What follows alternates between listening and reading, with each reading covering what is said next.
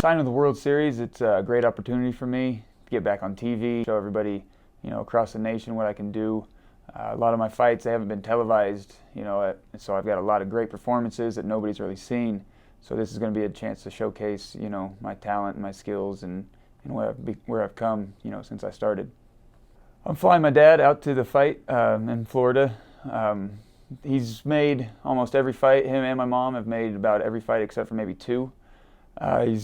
When I first started, they did not want me to do it. Now they're my biggest fans, and one of the things that's pushed me through my career early on, before I started, when I got the idea to fight, my dad was deep, about rock bottom in his alcoholism, and he walked by one day. I was trying to figure out how to wrap my hands, had no idea, and he walked by me, and he doesn't even remember saying this stuff, and he looked at me and said, you need to get your head out of the clouds.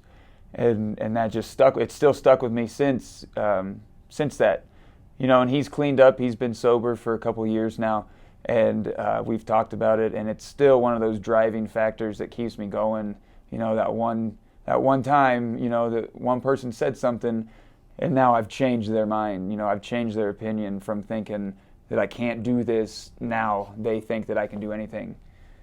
And he's just, that big support factor, and to have him flown out there, is just awesome to have him there. Awesome. Yeah, right now they're saying that I'm on a 2-fight winning streak, and that's great and everything, but it's actually a 3-fight winning streak with 3 first-round knockouts. One of them is a UFC vet, Rob Kimmons. He's fought everybody around the world. He's tough as nails, and took him out in the first round. And then my last fight, the one that's not posted, was right here in Denver. And it was against Chino Montoya, and he's 8-2, I think. And that was for the PFC championship here in Denver, and took him out in the first round as well. So I've actually got 3 first-round knockouts back to back to back. So, that's what I was told I needed to get. I went out and got it, and now I've got a contract back on TV. Got into fighting, me and my best friend, Jake, were sitting around, and he said, "Hey man, you need to check out this TV show. It's called The Ultimate Fighter." And I was like, "Man, that MMA stuff, I really don't like it. I like WWE, Stone Cold Steve Austin, The Rock, those are my guys." But then it actually showed how these guys trained, and showed that they're actual athletes and the top athletes in the world. And so I looked at it and I said, "You know what, Jake, I think we can do this." And so we went out and bought a cheap pair of boxing gloves and started fighting each other in the kitchen and fighting each other out in the yard. And one would have the left glove, the other one would have the right glove. And we just sit there, had no idea what we were doing, just beating the hell out of each other.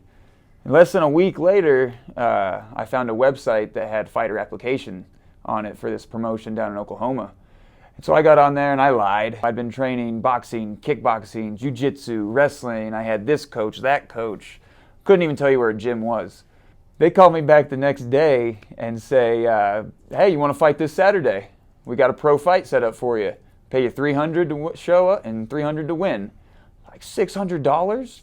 Sign me up. Called my mom. She goes, I said, "Mom, I got a surprise. I'm gonna be a cage fighter now." She goes, "No, you're not." Nope.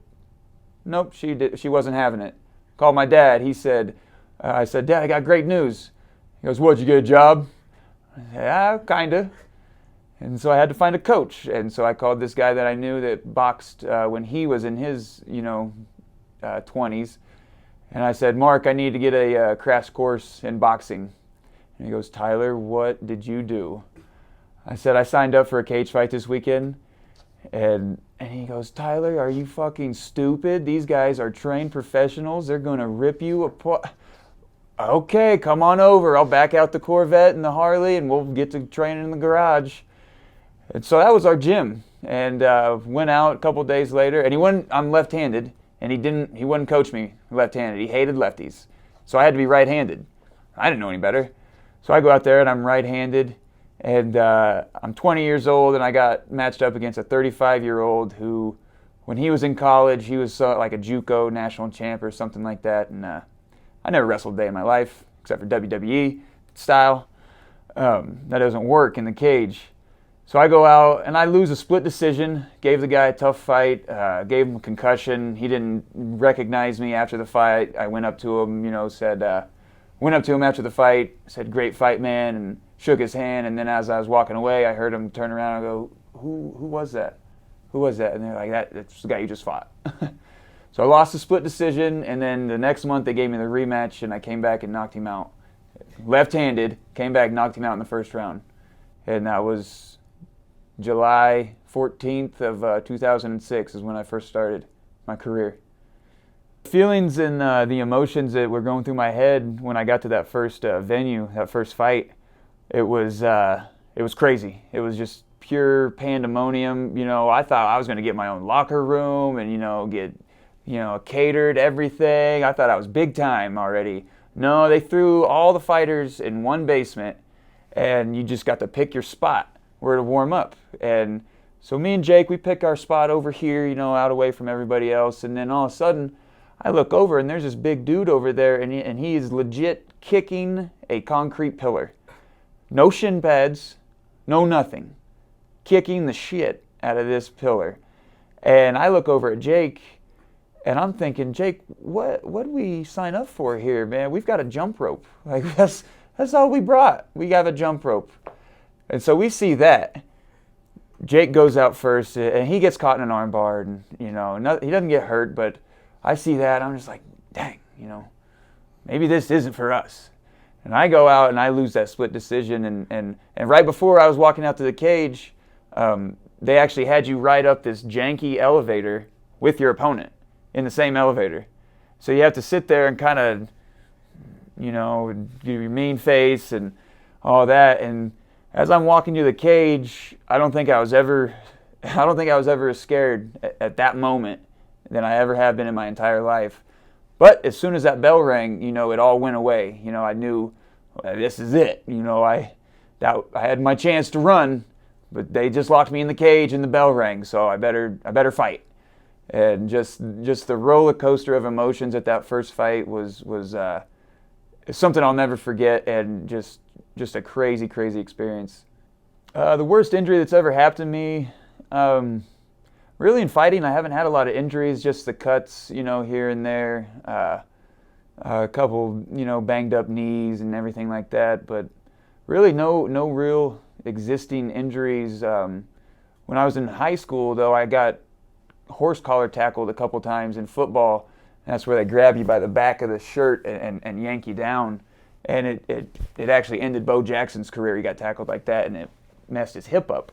And that's what happened to me. I've got this bad hip that just, every now and then it'll start flaring up. But other than that, broken hands, broken thumbs every now and then from punching people in the face really hard.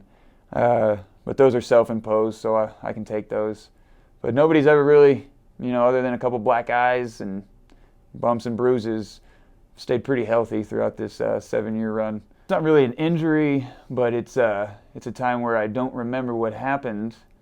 Coach Trevor, he was running sparring one day, and I got through the first round of sparring, and all of a sudden Trevor goes, "All right, that's it, time." And I looked at him like, "What? We're only going one round? Just one?" And coach looks at me and he goes, "How many rounds? You think we just went one?" I was like, "Yeah, that was warm-up round, right?"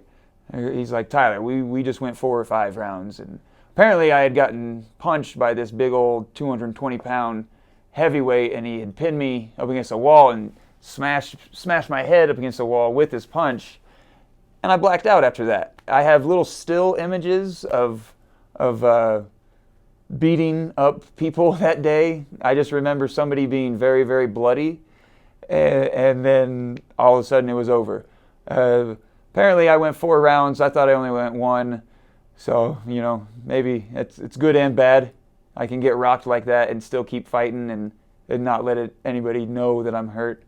My first job, I was 16 years old, and I was a dishwasher at Nevis's Mexican restaurant in Winfield, Kansas, my hometown. And I was 16 years old, so I hated it. I was a low man on the totem pole. You're the dishwasher, and I hated it. I look back on it now, and I made some poor choices in there of just being stubborn and mad because I was the dishwasher. And one night I was the last one in there, and all of a sudden I thought I was done, and they bring back a big old tub of silverware again for me to clean. And I just look at it, and everybody leaves. And I said, you know what? I don't want to do that. So I take that tub of silverware and I just stuck it underneath the sink and left. And they called me the next day and said, Tyler, where's all that silverware? I go, oh, I don't know. I don't know what happened to it. And they said, yeah, you don't need to come back in. And so that was it for the first job. My first car was a 1986 Pontiac Le Mans 4-door. It had been sitting at my grandparents' house for as long as I could remember. And I was like, that's going to be my car. Before I knew what a good car was, that's my car right there. Right, Grandma? And they're just like, yeah, you can take it right now. We don't want it. The cool thing about it, though, it had a sweet e-brake on it. That thing could do donuts you could bust 180s, 360s. My friends would actually steal it. I'd be at track practice and I'd come out and my car would be gone because they'd be out in the fields doing donuts. One time, my friend stuck a dead turtle, about this big, in the driver's seat, stuck a stick in its mouth so its mouth is open, right? And so I opened the door and see that, and I jumped about 50 feet backwards. That was the first car, the old Pontiac Le Mans. So I got to go back home to Winfield for the holidays this year, and it was the first time that I think since I started fighting that I actually got Thanksgiving and Christmas to where I got to go back home and not be training or not have anything to worry about. I was back home and I could spend time with the family, and it was great. Stayed about a week, and then it was time to come home, and so I get on the road and my heater breaks. My heater goes out, and my toes start going numb. My hands start going numb. And luckily, my mom had gotten me, a whole new set of flannel sheets for my bed. So I had to pull over, and I had jeans on, sweats over those, 3 pairs of wool socks, a shirt, a long sleeve shirt, a jacket, my coat, my gloves, wrapped all up in the flannel sheets, sitting there in the driver's seat, and I still froze my ass off. At one point, I checked the temp, and outside the car, which wasn't much different than the inside of the car, it was 10 degrees. And I could see my breath as I'm just sitting there driving, breathing. Then it's about an 8.5-hour drive. And I had to stop about every hour because my feet would start to go numb again. And I got the hot hand packs, those don't work. Those don't work at all. They just were a waste of money. Lots of hot coffee, lots of hot chocolate, and lots of energy drinks. I thought I wouldn't be able to fall asleep because I was so cold, but it got to the point where I was getting so tired from shivering that I was wearing myself out. And about 8.5, 9 hours later, I find myself back at the fighter house, and I don't even know if I shut the car door. I got out of the car, threw open the house door, and right there is where I fell. Just right there in the middle of the floor. And Gaethje's, he knew that my heater went out, and Gaethje, are you cold a little bit? You cold? And I just sat there and crawled over to the heater and just kind of crawled up into a fetal position to finally warm up. And it was miserable, man. It was horrible. January 18th, World Series of Fighting, Tyler Stinson will make a statement on NBC Sports. I use the best pre-workout supplement on the market, G Fuel. Go check it out if you haven't already at gammalabs.net. All right.